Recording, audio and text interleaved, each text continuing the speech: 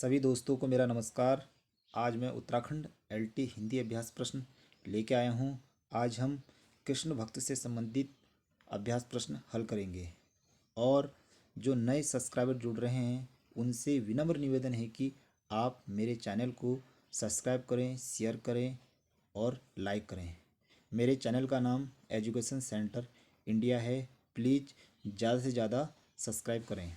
तो स्क्रीन पर आज का जो पहला प्रश्न है वह है, कृष्ण भक्त कवियों ने कृष्ण के किस रूप को अपने काव्य का विषय बनाया।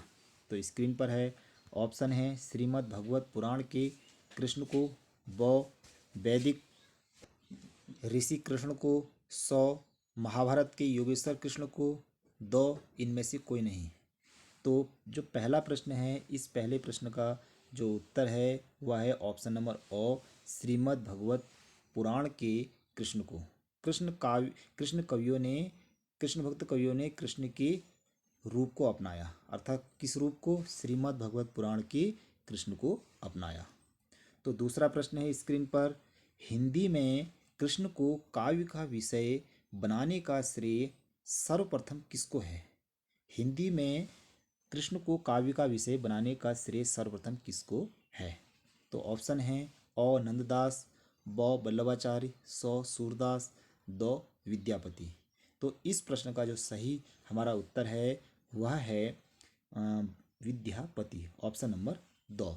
कौन सा उत्तर सही है? ऑप्शन नंबर दो। इन्होंने सर्वप्रथम क्या किया? काव्य का विषय बनाया कृष्ण को। हिंदी में कृष्ण को सर्वप्रथम काव्य का विषय बनाया। तो स्क्रीन पर अगला प्रश्न है, अष्टछाप के कवियों की संख्या कितनी है? तो स्क्रीन पर दिखाई दे रहा है अष्टछाप में कवियों की संख्या कितनी है? तो इसमें अ 7, ब 12, सौ 8 और दो 14। तो हमारा जो सही उत्तर है वह है ऑप्शन नंबर 100। हम स्क्रीन पर जो सही उत्तर है वो कौन सा है? Option number 108। अष्टछाप में कवियों की संख्या कितनी है? 8 है। तो थोड़ा इसके बारे में हम जान लेते हैं।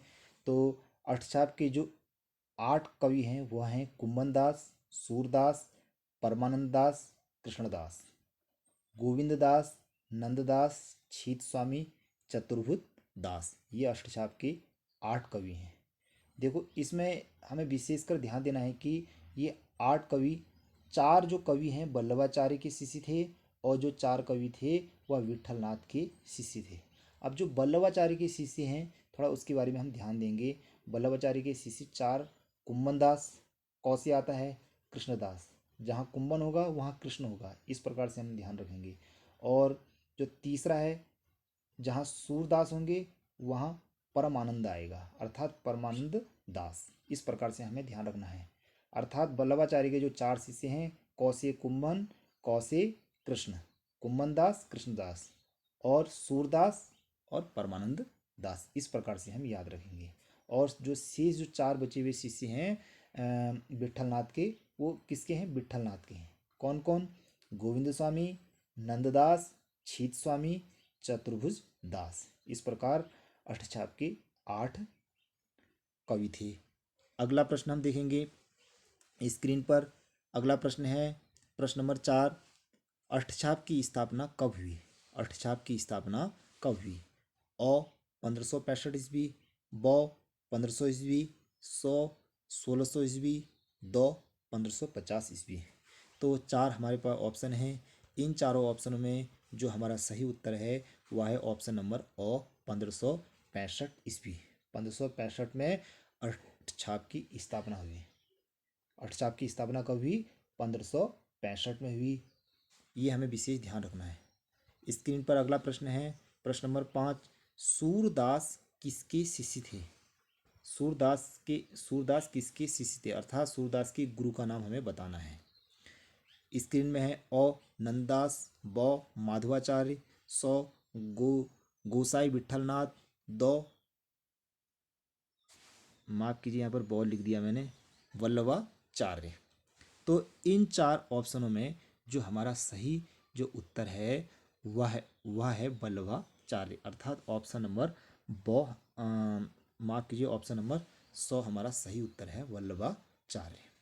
तो सूरदास किसके शिष्य थे? वल्लभाचार्य के शिष्य थे। ये हमें विशेष ध्यान रखना है। स्क्रीन में अगला प्रश्न है प्रश्न नंबर 6। प्रश्न नंबर 6 है वल्लभाचार्य के किस दार्शनिक मत का प्रतिपादन किया? वल्लभाचार्य ने किस दार्शनिक मत का प्रतिपादन किया? उनका एक मत था, तो उन्होंने किस मत का प्रतिपादन किया? नीचे 4 ऑप्शन हैं। पहला है अ शुद्धाद्वैतवाद, ब द्वैतवाद, स अद्वैतवाद, दो द्वैताद्वैतवाद। तो स्क्रीन पर 4 ऑप्शन हैं। जो हमारा सही जो ऑप्शन है वह है ऑप्शन नंबर अ शुद्धाद्वैतवाद। वल्लभाचार्य ने किसका प्रतिपादन किया? शुद्धाद्वैतवाद का प्रतिपादन किया था। स्क्रीन में अगला प्रश्न है प्रश्न नंबर 7। प्रश्न नंबर 7 है सूरदास को किस कवि की वंश परंपरा में माना जाता है?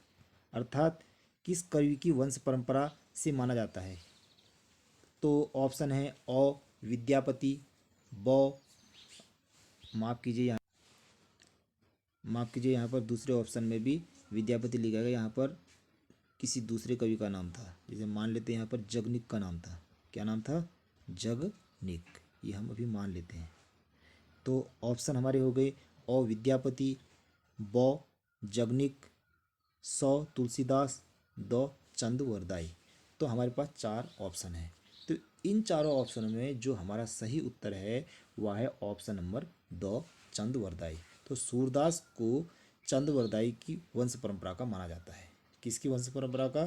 चंदवरदाई की वंश परंपरा का माना जाता है। तो स्क्रीन पर अगला प्रश्न है प्रश्न नंबर 8।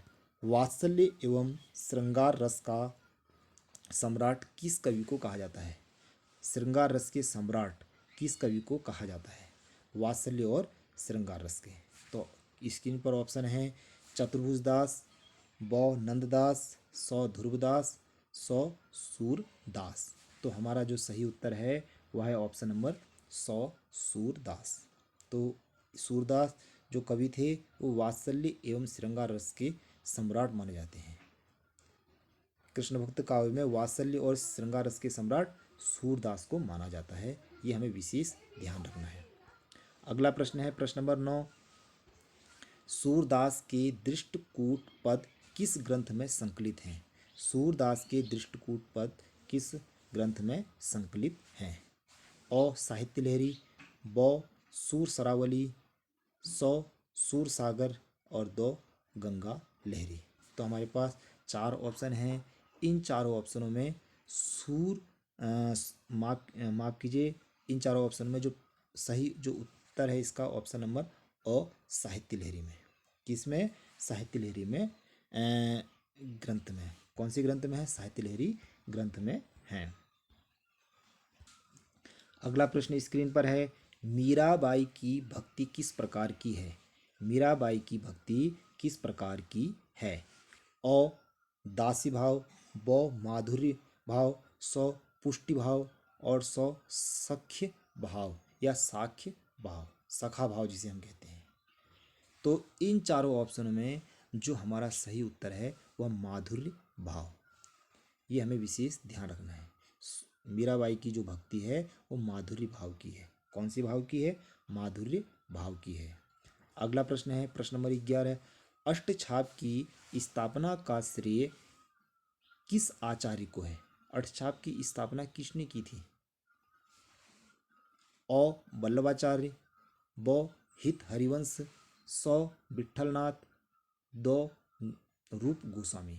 तो इन चारों में जो हमारा सही उत्तर है वह है ऑप्शन नंबर अ वल्लभाचार्य ने अष्टछाप की स्थापना सन 1565 ईस्वी में की थी। कब की थी? 1565 ईस्वी में। अभी मैंने आपको बताया था 1565 ईस्वी में की थी। अगला प्रश्न है प्रश्न नंबर 12 है नंददास की किस कृति पर मुग्ध होकर उन्हें जड़िया उपाधि दी गई? अब विशेष प्रश्न है, मोस्ट इंपोर्टेंट है, ये ध्यान रखेंगे। नंददास की किस कृति पर मुग्ध होकर के प्रसन्न होकर के उन्हें जड़िया उपाधि दी गई थी? जड़िया उपाधि के नाम से किसे जाना जाता है? ऐसा भी प्रश्न आ सकता है। नंददास। तो इसमें ऑप्शन है अ पदावली, ब भंवर गीत, स अनेकार्थ मंजरी, दो रास पंचाध्यायी। रास पंचाध्यायी। तो इसका जो सही उत्तर है वह है रास पंचाध्यायी। इनकी इम्पोर्टेंट कृति है, मोस्ट इम्पोर्टेंट महत्वपूर्ण जो कृति है नंददास की वो कौन सी है? रास पंचाध्यायी। इसे हम ध्यान। अगला प्रश्न स्क्रीन पर है, प्रश्न नंबर 13 है। प्रश्न नंबर 13 है, संख्या की दृष्टि से सर्वाधिक रचनाएं कृष्ण भक्त कवियों में किसकी हैं? सबसे ज़्यादा रचनाएं कृष्ण भक्त कवियों में किसने की थी? ये हमें ध्यान देना है। अ नंददास, ब मीराबाई, स ध्रुवदास, दो सूरदास। तो इन चारों ऑप्शनों में जो हमारा सही उत्तर है वह है ध्रुवदास। ध्रुवदास ने संख्या की दृष्टि से सबसे ज़्यादा रचनाएं कृष्ण भक्त कवियों में की हैं। ये हमें विशेष ध्यान रखना है। अगला प्रश्न स्क्रीन पर है, प्रश्न नंबर 14 है, सूरदास ने कृष्ण के किस रूप का चित्रण किया है? किस रूप का चित्रण सूरदास ने किया है? अ लोकरंजक, बो लोकरक्षक, सौ है परम ब्रह्मा, दो है योगीश्वर। इन चारों ऑप्शनों में जो हमारा सही उत्तर है वह लोक रंजक का चित्रण किया है। सूरदास ने किसका चित्रण किया है? लोक रंजक का चित्रण किया है। अगला प्रश्न स्क्रीन पर है, प्रश्न नंबर 15 है, मीराबाई की भाषा किस कोटि की है? मीराबाई की भाषा किस कोटि की है? तो स्क्रीन में है अ राजस्थानी भाषा, ब खड़ी बोली, सौ ब्रिज भाषा और दो राजस्थानी मिश्रित ब्रिज भाषा। तो इसका जो सही उत्तर है ऑप्शन नंबर 2 राजस्थानी मिश्रित ब्रिज भाषा। ये हमारा सही उत्तर है। कौन सा? Option number 2। उनकी भाषा राजस्थानी भाषा थी और मिश्रित भाषा थी। राजस्थानी और ब्रिज भाषा की ब्रिज भाषा का मिश्रण था। ये हमें विशेषकर ध्यान रखना है। अगला प्रश्न है, प्रश्न नंबर 16 है, नावादास किस देवता के उपासक थे? नावादास किस देवता के उपासक थे? अर्थात किसकी उपासना, किसकी पूजा वो करते थे? अपना आराध्य किसे मानते थे? अ राम, ब हनुमान, स शिव, द श्री कृष्ण। इन चारों ऑप्शनों में जो सही उत्तर है नावादास का वह है ऑप्शन नंबर अ राम के उपासक थे। नावादास किसके उपासक थे? राम के उपासक थे। भगवान श्री राम को अपना आराध्य मानते थे। अगला प्रश्न है स्क्रीन पर, गोस्वामी तुलसीदास ने सबसे पहले रामचरितमानस किसे सुनाया? अर्थात रामचरितमानस की रचना भी गोस्वामी तुलसीदास ने की थी और सुनाया सबसे पहले किसे? तो इसके बारे में हम जानते हैं। ऑप्शन है रसखान, ब नंददास, सौ मीराबाई, दो सूरदास। तो गोस्वामी तुलसीदास ने सबसे पहले रामचरितमानस रसखान को सुनाया था। किसे सुनाया था? ऑप्शन नंबर ओ रसखान हमारा सही उत्तर है। कौन सा उत्तर सही है? रसखान हमारा सही उत्तर है, ऑप्शन नंबर ओ। अगले प्रश्न की तरफ बढ़ते हैं। अगला प्रश्न है, प्रश्न नंबर 18 है, सुदामा चरित के रचयिता इनमें से कौन है? सुदामा चरित के रचयिता इनमें से कौन है? प्रश्न है, ऑप्शन है नरोत्तम दास, ब रसखान, सौ ध्रुवदास, दो सूरदास। तो इन चारों ऑप्शनों में जो हमारा सही उत्तर है सुदामा चरित के रचयिता नरोत्तम दास हैं। कौन है? ऑप्शन नंबर ओ हमारा सही उत्तर है। अगला प्रश्न है, सूरदास के पिता का क्या नाम था? सूरदास के पिता का क्या नाम था? तो स्क्रीन में ऑप्शन देखते हैं। अ मोहनदास, ब प्रभुदयाल, सौ हरिचंद, दो विठलनाथ। तो जो सूरदास के जो पिता थे उनका नाम ऑप्शन नंबर 100 हरिचंद था। क्या था? हरिचंद।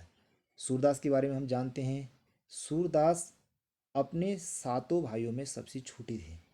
सबसे छोटे कौन थे? सूरदास थे। इन्हें सूरज दास के नाम से भी जाना जाता है। बाद में इन्हें सूरदास कहा जाने लगा। पहले इन्हें किसके नाम से जाना जाता था? सूरज दास के नाम से जाना जाता था। इनकी जो प्रसिद्ध जो रचनाएं हैं वह है सूर सागर, सूर सरावली और साहित्य लहरी। तीन इनकी प्रमुख प्रसिद्ध रचनाएं हैं। हमें इसको भी ध्यान देना है। अब जो सूर सागर है, सूर सागर में भगवत पुराण के 10वें स्कंद से ली गई है। जो सूर सागर इनकी जो रचना है वह कहाँ से ली गई है? भागवत पुराण के 10वें स्कंद से ली गई है। इसको भी हमें विशेषकर ध्यान रखना है। तो इसके बाद हम अगले प्रश्न की तरफ बढ़ते हैं। अगला प्रश्न है प्रश्न नंबर 20, पुष्टि मार्ग के संस्थापक कौन थे? पुष्टि मार्ग के संस्थापक कौन थे। स्क्रीन में हम विशेषकर ध्यान से देखेंगे पुष्टि मार्ग के संस्थापक कौन थे। अ विट्ठलनाथ, ब वल्लभाचार्य, स रामानुजाचार्य और द हरिदास। तो जो इसका जो सही उत्तर है वह है वल्लभाचार्य। ऑप्शन नंबर ब हमारा सही है। पुष्टि मार्ग के संस्थापक आचार्य का क्या नाम था, कर्ता लिखा है, माफ कीजिए, यहाँ पर क्या होना चाहिए, क्या होना चाहिए, क्या नाम था या संस्थापक कौन थे, ऐसा भी हम कह सकते हैं। इसका जो सही उत्तर है वह है वल्लभाचार्य। ऑप्शन नंबर ब सही उत्तर है। हम पुष्टि मार्ग के बारे में जान लेते हैं। पुष्टि मार्ग है क्या, इसके बारे में हम जानते हैं। पुष्टि का मतलब क्या है। पुष्टि का मतलब, ध्यान से, पुष्टि का मतलब पोषण है। क्या है, पोषण, अर्थात पालन पोषण करना। और पोषण का मतलब है भगवत कृपा, अर्थात भगवान का अनुग्रह करना, भगवान की शरण में जाना। किसकी शरण में जाना, भगवान की शरण में जाना, अर्थात भगवान का आश्रय लेना, अर्थात सबको अपना सर्वस्व भगवान पर छोड़ देना, उसे पुष्टि मार्ग कहा जाता है। क्या कहा जाता है, पुष्टि मार्ग कहा जाता है। अर्थात सच्चा भक्त वही है जो अपने आप को भगवान की शरण में छोड़ दे। तो हमें समझ में आया पुष्टि मार्ग का मतलब। तो आज हमने LT हिंदी परीक्षा से जो कृष्ण भक्त काव्य हमारा लेसन था उससे हमने 20 प्रश्न हल किए। यदि आपको मेरी वीडियो सही लगी हो तो प्लीज़ सब्सक्राइब करें, लाइक करें और शेयर करें। Thank you very